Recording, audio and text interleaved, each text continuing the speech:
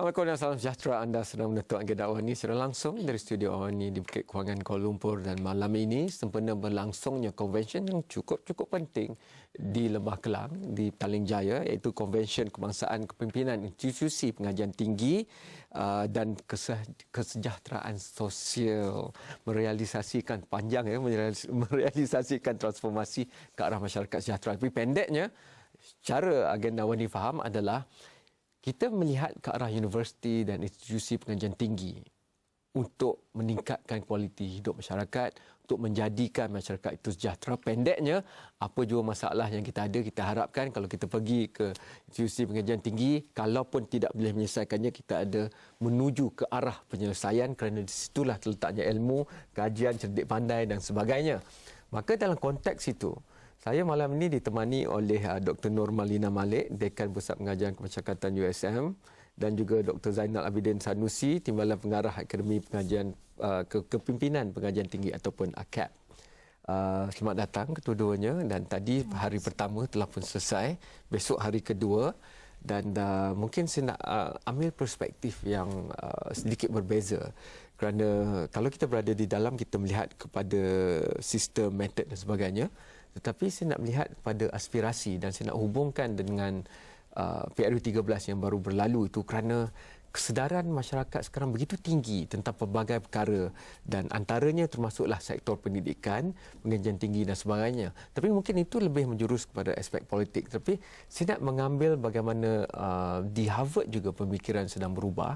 Hari Sabtu lalu saya ada peluang untuk bersama dengan Profesor Asma, orang nombor satu USIM sekarang, dahulunya daripada Minden juga.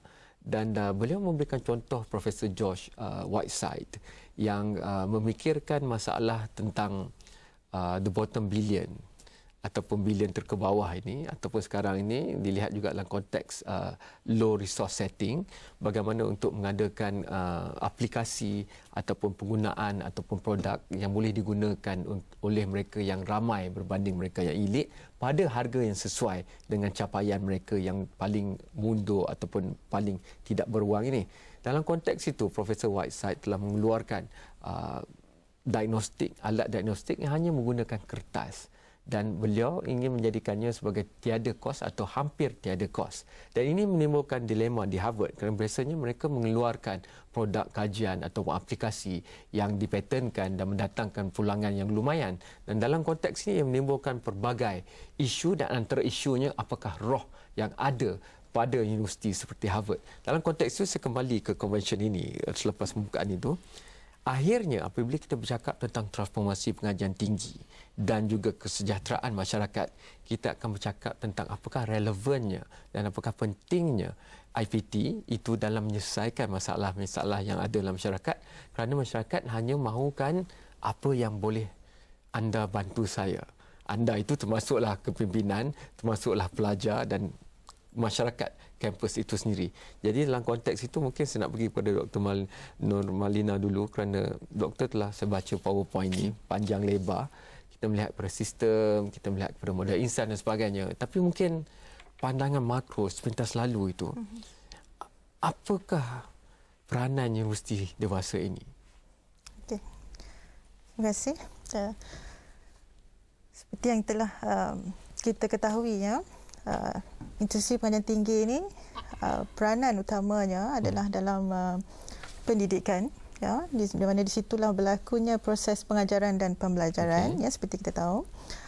Selain itu, kita juga ada peranan untuk membuat pendidikan, di mana melalui pendidikanlah kita cuba mengenal pasti solusi dan alternatif kepada pelbagai permasalahan yang dihadapi oleh masyarakat khususnya. Dan juga satu lagi peranan universiti sekarang ini yang dilihat semakin signifikan adalah melalui perlibatsamaan dengan masyarakat, ya, masyarakat ataupun komuniti yang meliputi pelbagai lapisan masyarakat, sama ada awam, ya, industri dan juga agensi-agensi kerajaan yang lain. Jadi secara keseluruhannya lah. Jadi kalau kita lihat dari segi peranan universiti yang utama ni, kita lihat sangat relevan dengan keadaan sosial pada masa kini. Ya. Memang kalau dikatakan tadi selepas PRU 13, masyarakat sudah mula melihat ya betapa pentingnya untuk memperbaiki kesejahteraan hidup mereka. Mereka kita lihat sudah mula memahami apa itu sejahtera, walaupun pada masa kini kita belum lagi benar-benar memahami apakah yang dikatakan sejahtera itu, tapi mereka sudah mula melihat kepentingan. Dan dalam hal ini saya melihat peranan IPT sebenarnya semakin penting, semakin relevan. Kerana salah satu outputnya apabila kita mendidik, contohnya kita nak menghasilkan capacity dalam bentuk modal insan. Tapi modal insan yang bagaimana pada ketika ini yang diperlukan? Modal insan yang berkapasiti untuk memahami isu dan masalah yang dihadapi oleh masyarakat. Ya, bukan sekadar mengetahui apa yang ada dalam masyarakat, apa yang masyarakat perlukan, tetapi apakah masalah yang dihadapi. Dalam masa yang sama, kita nak modal insan yang dilahirkan ini, modal insan ini termasuk sama ada pelajar maupun ahli akademik ataupun warga komuniti yang ada dalam IPT itu sendiri. Maknanya kita nak memiliki kapasiti yang boleh mengenal pasti solusi, boleh juga memimpin masyarakat ke arah transformasi ataupun perubahan bagi meningkatkan kualiti hidup masyarakat.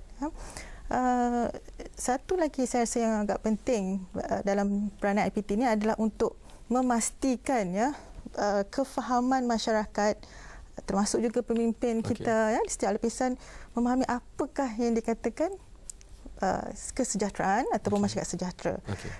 Kerana selagi kita tak faham dengan apa dikatakan sejahtera, agak sukar untuk kita sebenarnya sentosa dan apa lagi. Sebenarnya itu yang penting. Saya perlu pergi rehat yang pertama, tapi apabila kembali kena panjang sikit saya buka tadi. Tapi saya nak jual soalan dulu kepada Dr. Zainal. Dan Dr. Zainal ni di AKAP melihat kepada kepimpinan, dan saya melihat juga universiti peranannya sebagai thought leader, pemimpin pendapat. Kerana di universitilah gedung ilmu, di universitilah cerdik pandai, di universitilah jawapan dan kebenaran itu dicari menerusi penyelidikan, perbandingan ilmiah, debat dan sebagainya. Jadi bagaimana kepimpinan dalam konteks ini? Kerana kalau kita mahu transformasi, maknanya adalah jurang yang kita mahu lampaui. Mungkinkah jurang itu sekarang ini masyarakat tidak terus melihat kepada IPT apabila mereka mahukan kepimpinan pendapat, kerana ada teknologi sosial, forum dalam talian, dan itu bagi mereka mungkin lebih relevan berbanding dengan universiti yang ataupun IPT yang mereka lihat sebagai menara gading, agak jauh daripada mereka dalam capaian, agak jauh daripada mereka dalam jaringan, agak jauh daripada mereka dalam konteks relevan. Bagaimana pandangan Dr. Zainal yang melihat secara keseluruhan terhadap pengajian tinggi? Itu kita bincangkan selepas rehat ini.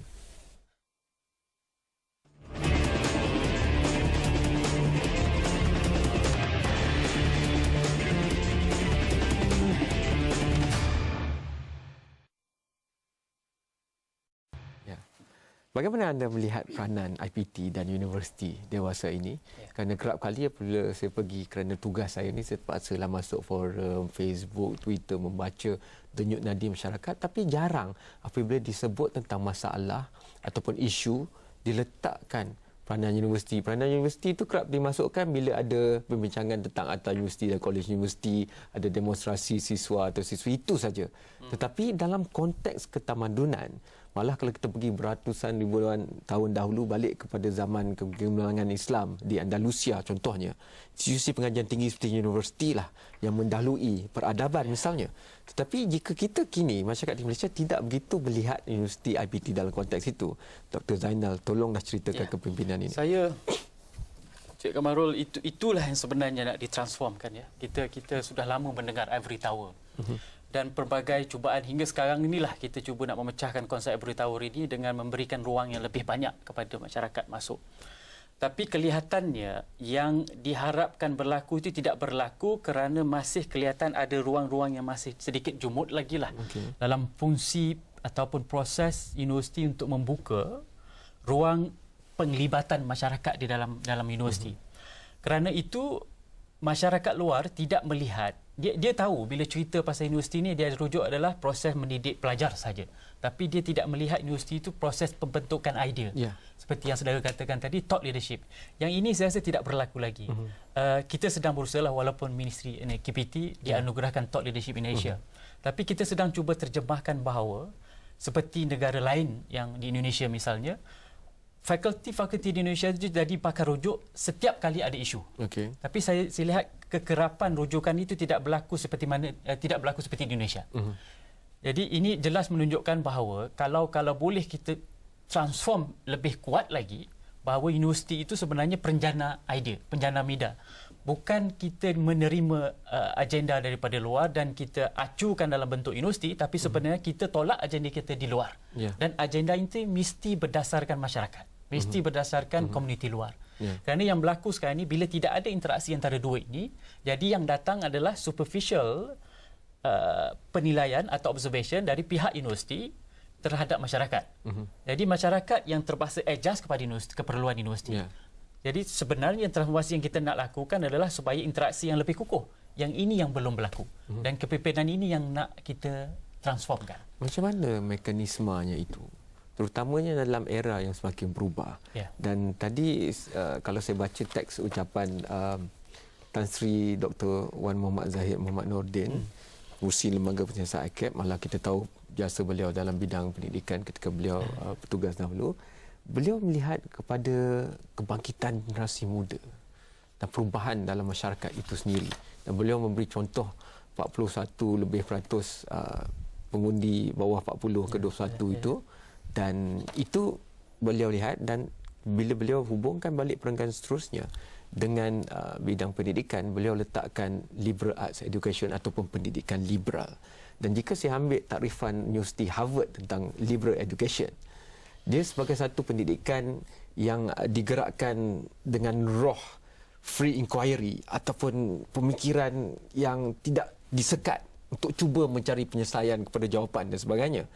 Tetapi jika saya bandingkan balik kepada rata-rata, malah di awal ni pun ada yang baru keluar universiti, mungkin penekanannya lebih kepada ijazah itu, bukan kepada mencari jawapan. Kerana ijazah itu tiket untuk mendapatkan pekerjaan contohnya.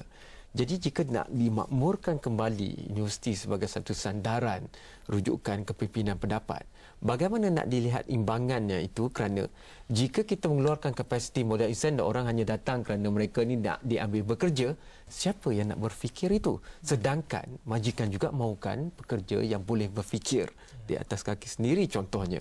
Di mana imbangan ini? Adakah sistem?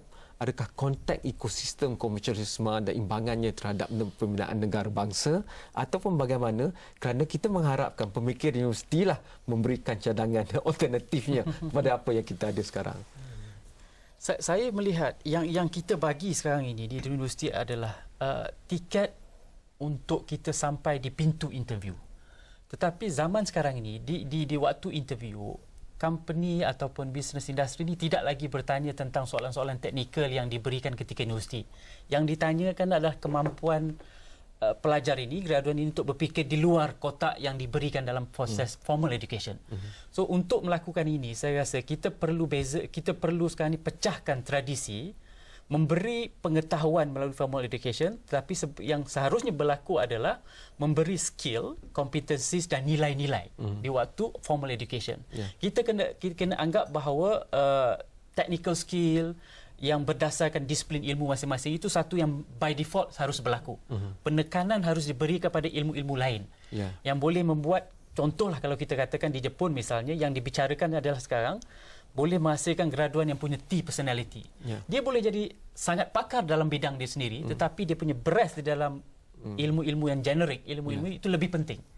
So lebih dalam dia dengan ilmu dia sendiri, lebih luas seharusnya. Lebih mudah untuk pelajar-pelajar sains dalam konteks itu, kerana kalau mereka menjadi doktor, jurutera, tapi mereka mengetahui tentang perkembangan semasa, mereka akan dilihat seperti itu.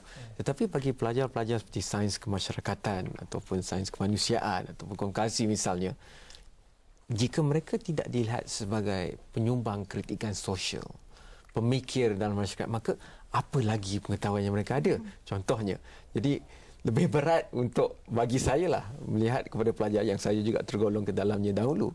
Bagaimana pandangan doktor tentang perkara itu?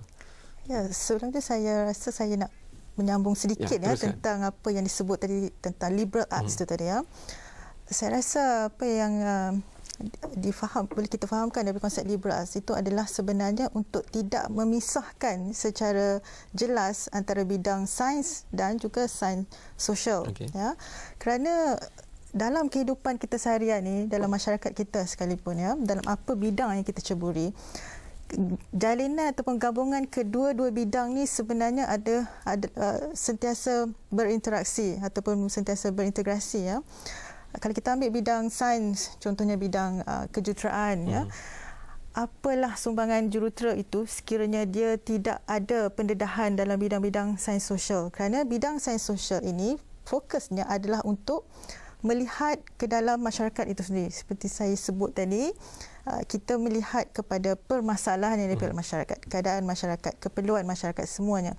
Jadi mereka yang terlatih dalam bidang sains sosial ni melihat lebih jauh daripada hanya produk yang dihasilkan. Apa kegunaan produk tersebut? Apa yang boleh diselesaikan menggunakan produk tersebut ya. Jadi liberal arts yang dimasukkan tadi itu adalah untuk memastikan gabungan antara kedua-dua bidang ini berlangsung, supaya mereka yang terlatih dalam bidang technical science dan sebagainya ini memahami keadaan sosial dan masyarakat. Jadi bila itu berlaku, saya rasa pelajar-pelajar di bidang sains sosial ni tadi tidak terpinggir lah ya. Saya suka tu. Sekarang kita pergi rehat yang terakhir, apabila kembali saya nak ambil curi definisi daripada Harvard ini, kerana college is an opportunity to learn and reflect in an environment free from most of the constraints on time and energy that operates in the rest of life. So maknanya ketika di kampus lah, suasana ideal itu, hampir ideal itu perlu berlaku, yang mana seorang pelajar, siswa atau siswi itu tidak dibebankan dengan kekangan yang ada jika dia berada di dunia luar, dunia pekerjaan dan sebagainya. Tapi dia lebih dunia idealisme yang dia boleh mengetahui secara lateral, tapi juga mengetahui secara vertikal, mendalam dalam sesuatu pemikiran. Tapi mungkin sebelum kita melihat perubahan masyarakat, mungkin ekosistem itu, budaya itu perlu ada dalam masyarakat kampus dahulu. Itu kita bincangkan selepas ini.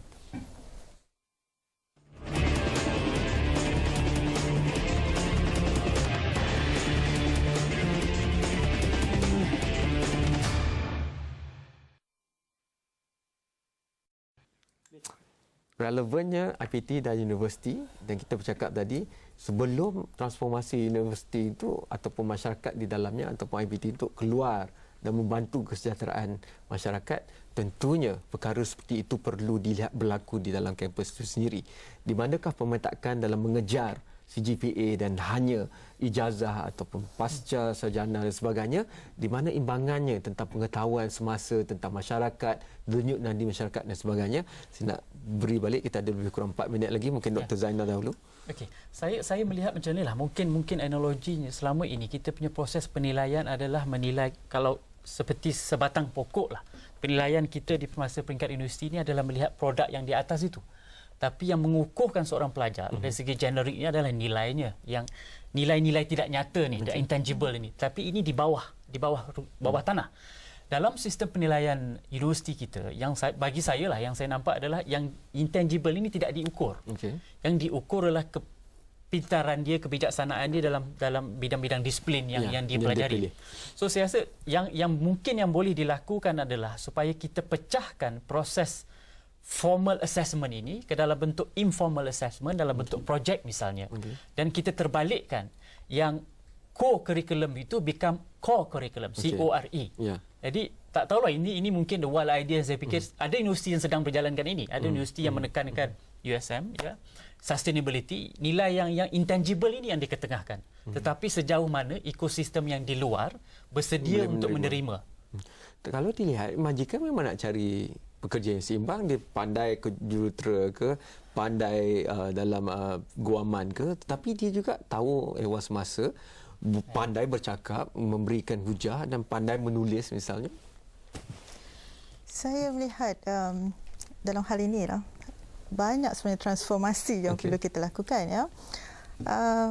Dari segi sistem pendidikan, terutamanya kurikulum itu sendiri.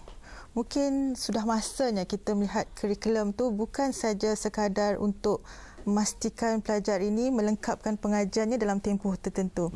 Mungkin kita kena, dan juga untuk memenuhi kehendak pasaran katanya, kita kena melihat kurikulum itu sebagai salah satu platform untuk para pelajar ini bukan saja mendapat kandungan dari segi yang diperlukan dalam bidang dia, tetapi juga kurikulum ini perlu dilihat untuk melatih ataupun menjana pelajar ini supaya menjadi lebih seimbang, memahami isu-isu semasa contohnya, dan untuk mengasah bakat ataupun skill-skill lain yang kemahiran insaniah dan sebagainya. Kerana saya rasa kurikulum yang ada sekarang ini lebih terkongkong untuk memastikan pelajar memenuhi keperluan pengajar dan akhirnya pelajar masuk 3 atau 4 tahun dan dia keluar. Yang tinggal dalam tu adalah pemimpin-pemimpinnya.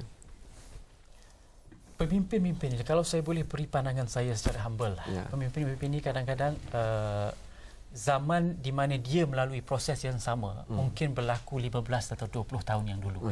Jadi dia tidak dapat benar-benar merasai jerit payah dan juga lubang-lubang untuk mereka lari atau escape dari proses yang sepatutnya berlaku.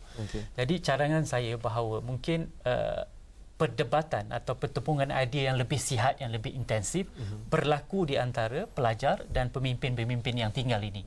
Dan ruang sebebasnya harus diberikan untuk pelajar, memberi ruang di mana mereka seharusnya dinilai, terutamanya isu nilai-nilai intangible tadi. Dan mungkin pada masa yang sama jaringan dan satu pentas terus dengan masyarakat. Tidak perlu tunggu apabila habis mendapat ijazah untuk bersama masyarakat. Boleh terus hari ke sehari keluar bersama dengan masyarakat. Sebab tu saya sebut tadi salah satu peranan universiti sekarang ini adalah juga untuk mengintegrasikan penglibatsamaan komuniti IPT dan juga masyarakat, industri dan sebagainya. Jadi dari sekarang ni kita sudah mula memastikan pelajar-pelajar juga keluar sambil belajar dan kelas, keluar untuk bersama-sama dengan masyarakat, memahami realiti keadaan sebenar dan juga cuba membantu sehingga boleh jadi untuk mengasah skill-skill atau kemahiran insaniah yang dimaksudkan tadi. Tapi banyak lagi yang pemimpin IPT nak buat, nak cari dana, lepas tu nak jadi lebih berdikari dalam aspek kewangan, nak cari jaringan antarabangsa. Tak apa, tidak ada masa untuk itu malam ini. Kita akan terus bersama dengan intelektual dan pemikir daripada institusi pengajian tinggi di agenda Awani. Dan besok Selasa 21 Mei ada hari kedua, hari terakhir, dan ada forum khas seperti transformasi kesejahteraan sosial. Apakah agenda universiti? Saya tengok panelis-panelisnya memang hebat-hebat daripada Indonesia pun ada dan sebagainya. Dan oleh itu anda mungkin mahu pergi ke PJ Hilton Dr. Zainal untuk terus mengikuti perkara ini. Hantarkan pandangan anda sendiri kepada Astro Awani. Saya akan panjangkan kepada Dr. Zainal dan juga mungkin ke USM untuk jawapan kalau kami tak ada. Hantarkan di Facebook, di Twitter dan sebagainya, atau terus ke astroawani.com. Sekian, selamat malam dan kita jumpa lagi.